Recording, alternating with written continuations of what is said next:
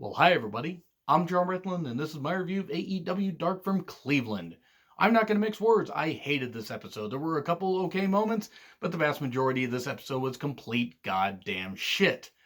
And let's just get right on into it. We have Tony Schiavone welcoming us, and then Excalibur and Taz on commentary. And what's the first match?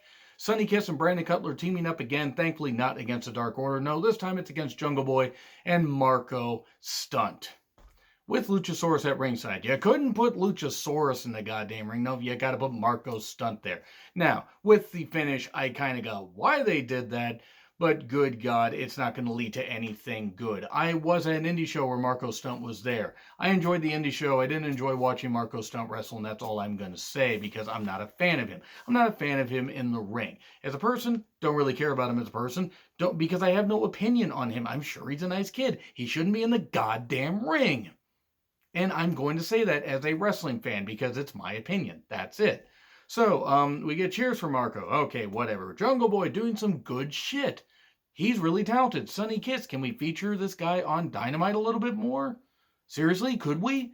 Because I would like to see Sonny Kiss being featured a little bit more. I think he's got quite a bit of talent. Did some really good stuff, some really nice kicks and everything.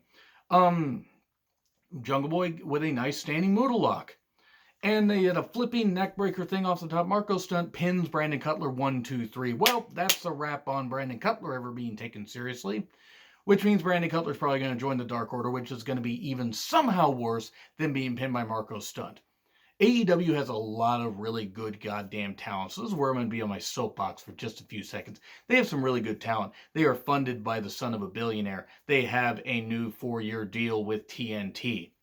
And they have a chance to really make things succeed. But if they're going to try to, put people like Marco Stunt in competitive matches, I don't care if it's on YouTube or on Dynamite, it's not going to help grow their audience. I want this brand to continue to succeed. I want them to rise up above what they got for their, debut episode. I want wrestling to succeed. I want AEW to succeed more than it has already. But having Marco Stunt in competitive matches just isn't gonna fucking work. And he's divisive. There are people that like him, there are people that don't. I don't, and I'm sticking by that. So, we have a Brandy therapy session again. Who the fuck was asking for more Brandy Rhodes on goddamn AEW programming? And let me make it clear. As a person, once again, I don't give a shit about her as a person. I'm not knocking her as a person. This is as a wrestling character and as a wrestler. She wasn't any good in the ring. I credit her for trying to get into the ring, but she wasn't any good. She hasn't gotten any better. And as a, charismatic performer, she isn't any good at all. But they're embracing the fact that she can't wrestle and isn't really all that good and that fans do not like her. Now, there are fans that take unnecessary shots at her. They need to stop that. But they're embracing this whole thing where she's having this therapy session. She's, holding on and, is just coming up with ways to deal with this hate. She could deal with the hate by, actually getting a charisma bypass and maybe a charisma transplant at some point. Anyway, this is a waste of time, waste of money. I mean, there are certain things that they should not be doing. This is one of them. This is nepotism at its goddamn finest. And then we get Mel of the Nightmare Collective with Luther and Awesome Kong with her versus Hikaru Shida. Hikaru Shida is a star. Mel, maybe with some more seasoning and a little more time, actually could be someone good because she has the size and you can tell she has some presence. She's just very green. Shida, as far as being on this kind of stage, is green but does have a presence. I think is somebody that could be AEW Women's Champion at some point. Mel attacks before the bell. They said they were chanting "Let's go Shida," so at least Cleveland cheered one right person this whole night. It wasn't bad for a bit, but then we got the chair knee strike thing where she gets a chair on the floor, and there's a knee strike to Luther. I don't know why this guy was brought into the company. I don't know. I don't know anything about really his body of work, but if he's a deathmatch wrestler, I hate to say it, I'm probably not going to enjoy any of his work because I really don't enjoy death matches.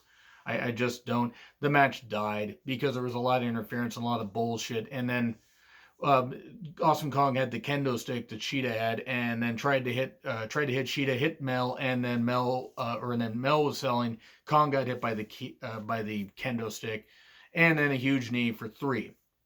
And then Kong's upset at Mel, and then Mel suddenly shoves Kong, and then Luther helps her throw Kong through the barricade. And then they throw her onto the ring steps and everything, and it looked like a bit of a bad bump and stuff like that. And I mean bad, like she might have hurt herself. So they're breaking up the Nightmare Collective. Oh God, geez, where will the memories go? The memories will probably go into the goddamn shitter, which is where the Nightmare Collective belongs. And I'm not even talking about the performer. Mel, again, has some potential. Awesome Kong, she's totally shot. She powerful presence, totally shot. Luther, who the fuck cares about that? And Brandy, already said my opinions on her. The group is fucking trash. Goddamn trash.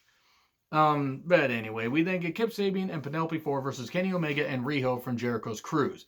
So I have a question. Who are they funded by? Are they funded by the son of a billionaire? Yes, they are. Were they on a cruise ship where they had access to a camera crew? They could have shot this thing pretty professionally? Yeah, they had that. What did they do? They had somebody apparently shoot it with their cell phone. For, clarification, I shoot my videos on my cell phone. Okay? I do that. That's just what I do. I shoot them on my cell phone. Here's the thing. I don't have the budget of a billionaire. I don't even have the budget of like a hundredaire. My whole point is I'm just a wrestling fan talking about wrestling on my phone. This company is funded by the son of a billionaire. And this is the kind of shit they put out. If I'm going to knock Impact for what they did shooting a show on someone's cell phone, and I don't even remember, I think it was Josh Mathews' cell phone. I don't actually remember the name of the show. I know it was recent, or at least within the past few. I think it was just before Bound for Glory, actually. So it was in the last 4 months. If I'm going to knock Impact that doesn't have that much of a budget, and then AEW is going to do the same thing, I got to knock this. Now, the match was fine. I'm not a big fan of intergender wrestling. I'm really not. But, did the teams work well? Sure. Was the match fine? Sure. What you could see of it, because somebody's shooting it with their phone, but every time they need to go to a spot, they run around the corner, and then you get the blinding flare of the, the spotlights and stuff like that. I don't know why they shot it with that. Did the cameras need to be recharged? What the hell was going on? Did they have a feed issue? Really, here's the thing. If you're going to do this, maybe just postpone the goddamn match and have it on dark at some point. In arena, because I just don't understand why you do that. It took me out of the goddamn match, even though there was some nice wrestling at some points. I'm still not a fan of intergender wrestling.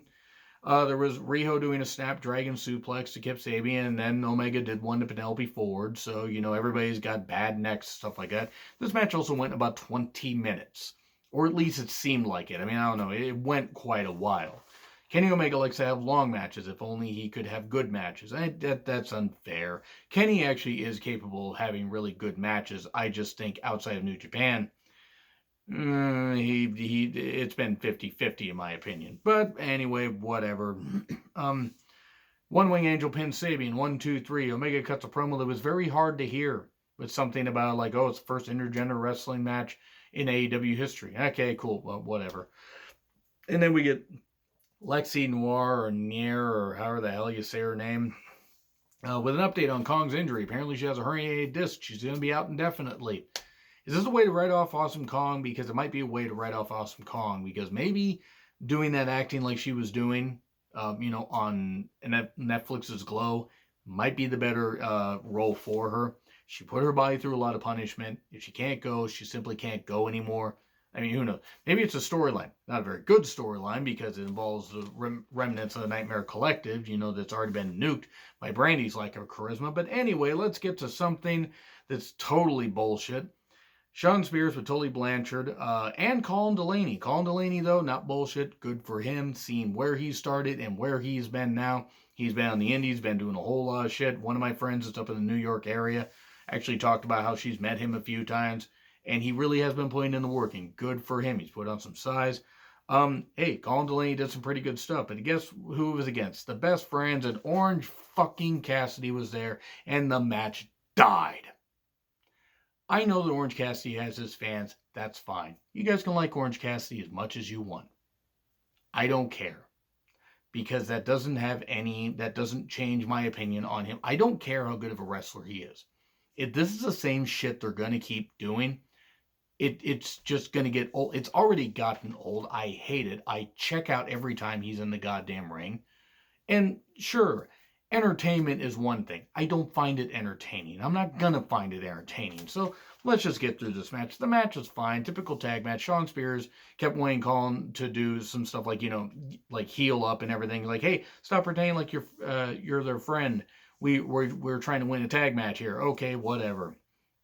They had some miscommunication stuff. It was mainly a comedy match.